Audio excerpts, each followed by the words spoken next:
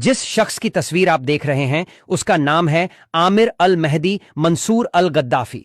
यह शख्स अल्लाह के करिश्मे का ऐसा जिंदा सबूत बन गया है जिसकी मिसाल बहुत कम मिलती है। आमिर ने सच्चे दिल से हज की नीयत की थी और लीबिया से मक्का के लिए रवाना हुआ, लेकिन एयरपोर्ट पर एक मामूली तकनीकी गलती, सिर्फ सरनेम में फर्क, उसकी पूरी योजना पर पानी फेर गई। दस्तावेजों की गड़बड़ी के कारण उसे फ्लाइट में चढ़ने से रोक दिया गया, जबकि उसका पूरा ग्रुप रवाना हो चुका था। वो मायूस हुआ, लेकिन उसका ईमान नहीं डगमगाया। अल्लाह की रहमत देखिए, उसी फ्लाइट में तकनीकी खराबी आ गई और जहाज को आपातकालीन लैंडिंग करनी पड़ी। 2 बार उड़ान की कोशिश हुई और दोनों बार नाकाम।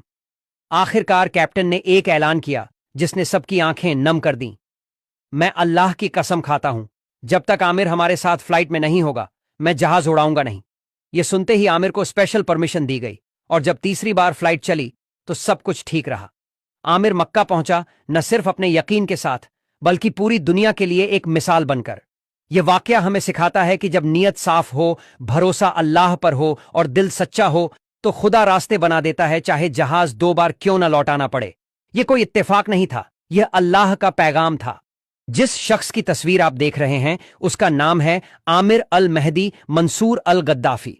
यह शख्स अल्लाह के करिश्मे का ऐसा जिंदा सबूत बन गया है जिसकी मिसाल बहुत कम मिलती है।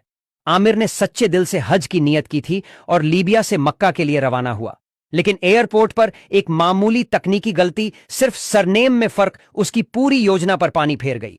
दस्तावेजों की गड़बड़ी के कारण उसे फ्लाइट में चढ़ने से रोक दिया गया, जबकि उसका पूरा ग्रुप रवाना हो चुका था। वो मायूस हुआ, लेकिन उसका ईमान नहीं डगमगाया। अल्लाह की रहमत देखिए, उसी फ्लाइट में तकनीकी खराबी आ गई और जहाज को आपातकालीन लैंडिंग करनी पड़ी।